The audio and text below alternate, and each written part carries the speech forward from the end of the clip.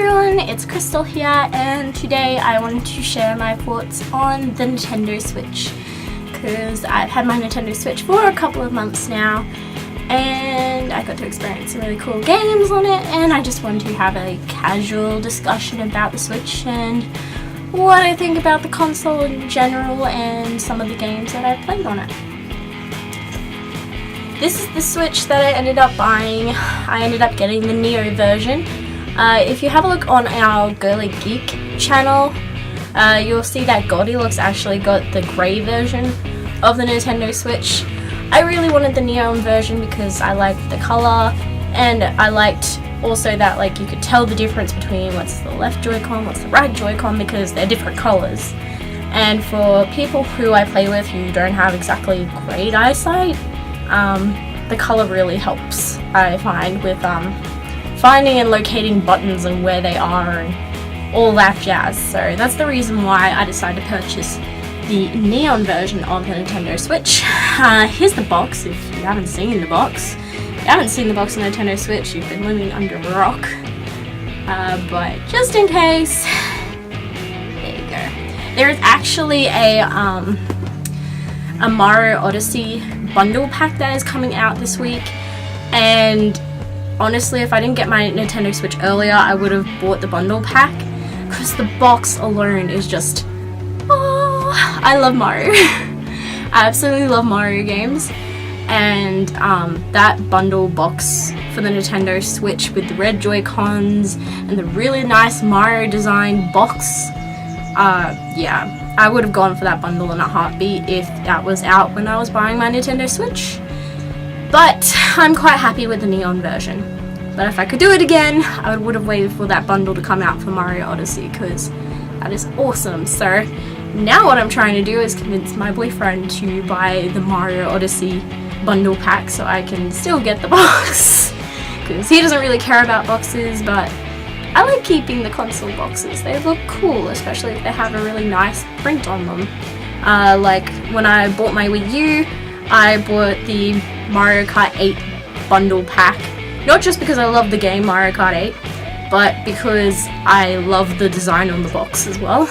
And I still have that box, even though I've sold my Wii U. So, 3 games that I've played on the Nintendo Switch have been, of course, Zelda, Breath of the Wild. Who hasn't been playing that game if you're in a Switch? Like, seriously. So, that game is one. And the other game I've been playing is Splatoon 2, which is also a really awesome game. I loved it, the Splatoon 1 for the Wii U.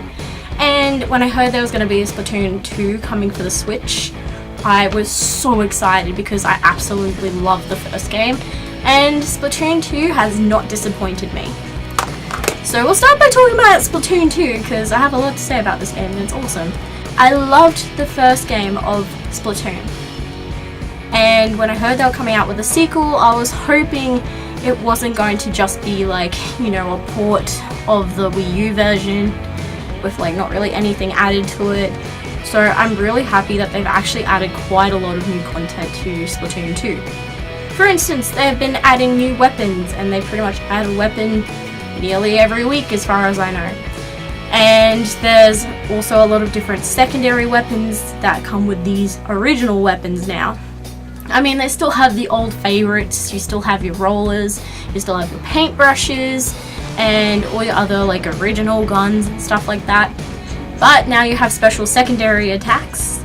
Like I think one's called like the splashdown or something like that. I'm just gonna call it the splashdown, which pretty much your character goes up in the air and then a whole lot of paint splashes on the ground where they put their fist pretty much, and you can kill players that are nearby.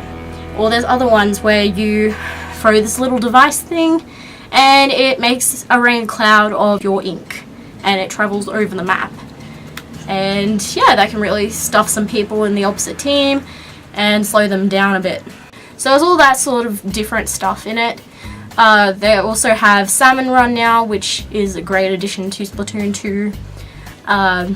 Pretty much it's like a horde mode for enemies. So you go around killing all these different enemies in a group of 4. And pretty much the key to winning Salmon Run really is getting down as much ink of your color as possible before the timer starts for the horde to attack. And and taking out things like the stingers. The stingers are a pain to kill. Pretty much stingers are creatures that are made out of different pots and pans, and they're pretty much like a tower, and they spray across the map, like all across the map and through walls and things. It's just crazy. So that's one of the enemies I absolutely hate killing, and if you don't deal with them quickly, they could easily wipe out your entire team. The other one I really don't like dealing with is, I don't even remember the name of it now, but pretty much it's a big creature, fish-like thing, and it has this bulbous thing on its head, and pretty much on the top of its head comes out green bombs. And these green bombs fall on the ground and splash everywhere pretty much. Which isn't too much of a threat if you have enough of your own ink to swim away quickly. But if you get stuck in enemy ink and there's like water next to you, because on some of the maps like there's very skinny strips of land. So if you have only a little bit of your paint in there and most of it's enemy ink, and then you have water on either sides, like there's been so many times where they've thrown a bomb at me and I'd be right next to water and enemy ink and I just couldn't get away, and I'd get splattered because I didn't get away in time, and it really sucked. Yeah, and pretty much the only way you can kill these creatures is by spraying ink on top of their bomb on their head before they throw it, and that's the only way you can kill them, because their body is apparently made of some strong armor that you can't shoot through. So yeah, and if you have several of those and a stinger, it's just like, we're not gonna win, guys. We're not gonna win. We're going to die. Like, there have been rounds in Salmon Run where I've only like won like the first wave, only survived the first wave, and then the second wave I'd be dead. And like the rate of waves too and how difficult they are really does vary. Like, I thought the first wave would always be easy, and then the second wave and the third wave would get harder, but it doesn't always work like that, which is kind of bizarre. It kind of shocked me at first. So that's why in some instances in the first wave I've been completely wiped out, because there'd be like 3 of these bomb guys throwing bombs at us and a stinger, and I'm just like, wow, everyone in our team's getting blown up right now, and there's like none of our ink or like anywhere on the floor here for us to move around quickly and get to where we need to be and deliver the eggs to the basket. It's just like, yeah, we're dead.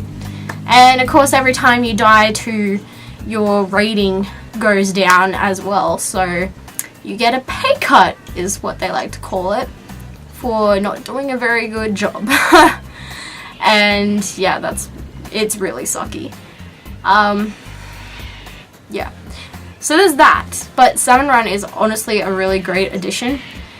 Really the only complaint I have about Splatoon 2 is that it still doesn't have local multiplayer. And this was something that fans were asking for Splatoon 1. Right, and the Switch makes it so much easier for you to have multiplayer. So it just blows my mind that they haven't even added in like a 2-player mode for, you know, local play. It's just weird. I mean, the only way you can actually do local play is if everyone has a copy of Splatoon 2. And I'm just like, really? Why can't you share like one game between the 2 Joy-Cons? Like, I mean, they could have done some sort of split screen thing and use, you know, one person gets one Joy-Con, the other person gets the other Joy-Con, and go for their life sort of thing. I mean, there might have to be some controls adjusted for that to happen. Okay, so there's no Wii U pad to be an excuse anymore for why there isn't any local multiplayer. Alright, like, I feel like if you have Splatoon and you paid out the money for that game, that you should be able to play it with at least another person. You and someone else, because, I mean, the Switch comes with 2 controllers already attached. And that was a part of the whole reason why the Switch is, you know, so amazing. It already comes with 2 controllers. And it's one of those things that they've been like pressing at us, like, oh yeah, it's a console that comes with 2 controllers already. You can play with a friend, all that sort of stuff. Like, Nintendo pushes for that sort of stuff. So it just surprises me that Splatoon 2 doesn't at least let you play, you know, use one Splatoon 2 game and then use both of these controllers for local multiplayer. So, yeah, I don't know. I really don't know. There was some control changes, like going from Splatoon 1 to Splatoon 2, I found it semi-difficult for me to adjust to the controls again. So for me, when I'm playing Splatoon, I use motion controls, and then I only use the camera stick when I need to use the camera stick. But that's why, for me, it was harder for me to adjust to it than probably someone who's used to playing things like PlayStation games, you know, like COD or those sorts of games, those shooting games, where you have to already use the analog stick. So, yeah. So that is my thoughts on Splatoon, and it's good. It's a very good game. Highly recommend it. It's pretty much the thing that I've been playing the most on my Nintendo Switch, just purely because I enjoy Splatoon 2. I enjoyed the first one, and I'm getting a lot of enjoyment out of the second one, and they're still adding new maps, new weapons, all that other good stuff too. There's also the new amiibos that they've released like a while ago now, but they look amazing and I need to get my hands on those. Yeah, I really can't complain. Splatoon 2 is an amazing game. Highly recommend it if you haven't played it before, or you know, you're getting a Nintendo Switch and you're trying to look for some good games for it. Splatoon 2 is definitely worth. Alright, the other game, Breath of the Wild, which is the game everyone's been talking about and giving 10 out of 10s pretty much. I mean, it is an awesome game, don't get me wrong. Okay, this may blow some people's mind. I am a Nintendo fan, but I've actually never played a Zelda game before I played this game. So for me, this was my first experience of Zelda. My very first taste of Zelda, if you would like, without having any nostalgia or anything else attached. So yeah, I just never played Zelda as a kid. I was more interested in Mario for the most part, Mario and Pokemon. So those are my go-to games, and Zelda, I just never got my interest as a kid, or I was just never exposed to it. Yeah, and some people find that really surprising. But that's just how it is. So yeah, this was my first taste of Zelda and what the whole world is like, and you know, Ganon and Link and all that other stuff that, like, I know the characters and I have like a vague idea of what Zelda's about. I've watched some videos of other people gameplaying different Zelda games before, but I've never actually played a Zelda game for myself before. So this is my very first one. And being my very first Zelda game, it was quite good. Really, the main reason that I picked up this game was not because it was Zelda. I picked up this game because I love the look of a big open world. It's one of the things that I love in games where it's kind of more of a sandbox type game, where you get to pick what you want to do in that game, when you want to do it, and how you're going to do it. And Zelda gives you that. It gives you the freedom of picking what weapons you're going to use against what enemies, what sort of meals are you going to make with the food that you've collected, what quests are you going to go on next. Are you going to storm the castle and go try and kill Ganon, or are you going to go and slay a dragon, or are you going to save the princess? I really don't know. Pretty much that's the great thing about this game. The great thing about this game is that you're free to choose whatever you want to do and whenever you want to do it. And the other great thing that I've also heard from other people too is that apparently older Zelda games, there was a big tutorial thing at the start, and a lot of people didn't really like that because, yeah, pretty much it treated you like you were a child, thinking that, oh yeah, you're not capable of knowing these controls. Like, if you play around with these controls, you're just never going to understand the full concept of them and all that sort of stuff. But in this game, they don't hold your hand. They throw you straight into it. They'll give you some basics on how to do things as you go along for when you're on the Great Plateau. But pretty much once you leave that Great Plateau, there's no more help. There's no more guiding hands. You pick what you want to do, and if you don't know how to do something, you have to look it up pretty much, or you have to find out by playing the game yourself, which is part of the appeal. I mean, I like that I have to learn how to do this sort of stuff on my own instead of being told what to do. Because I'm one of those people who hates tutorials. Absolutely hates them. If there's like a really complicated move that I need to know to be able to defeat something, sure, I get it.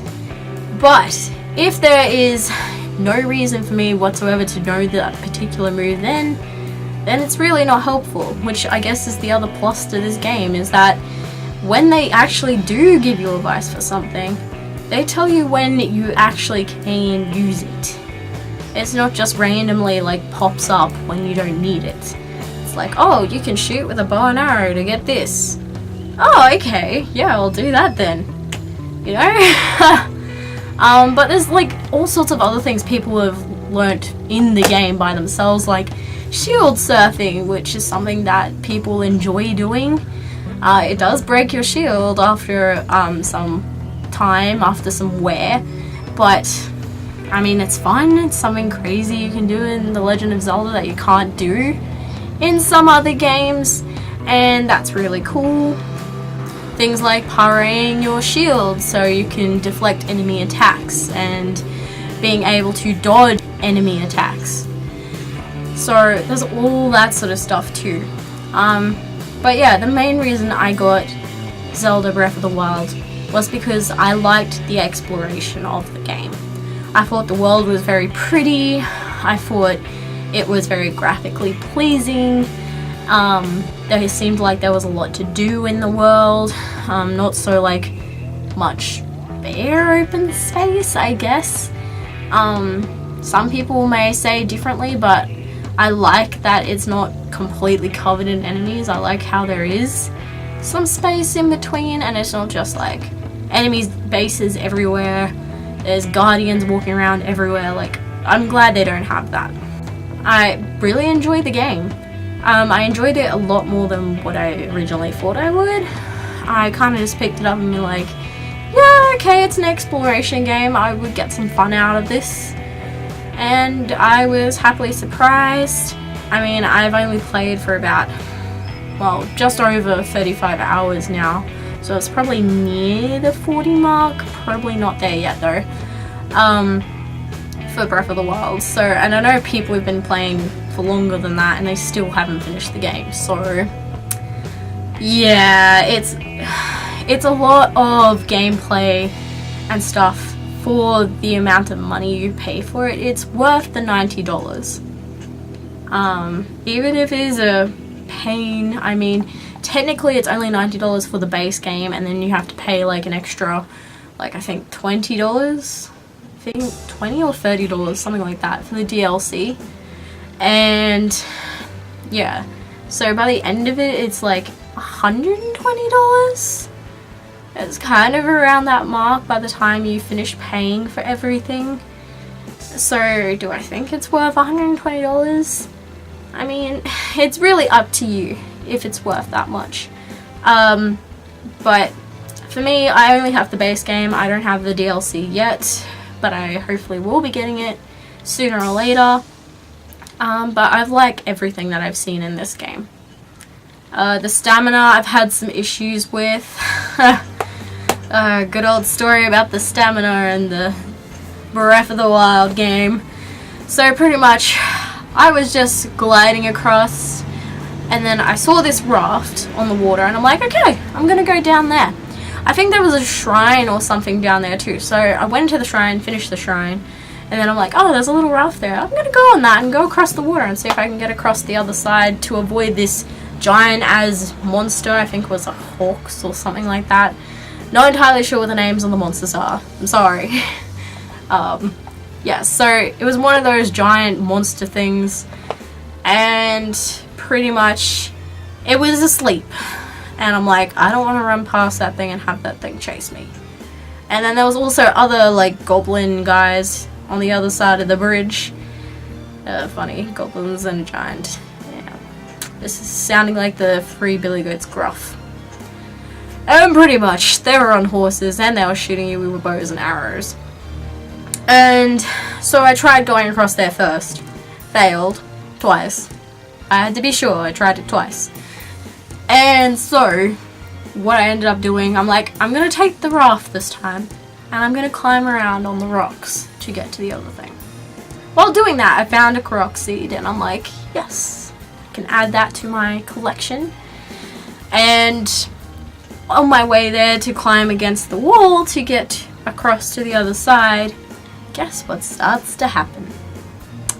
It starts to rain, which it has been doing all this week in the real world. But in this particular case, it started raining in the game world as well. And in the game world, if it's raining, you slip down the rocks all the time. It's not like occasionally you slip down the rocks. That I could live with. But you always, I say always, slip down the rocks. If you jump to get that extra length to try and get up higher, you slip down pretty much all the way back down that you came.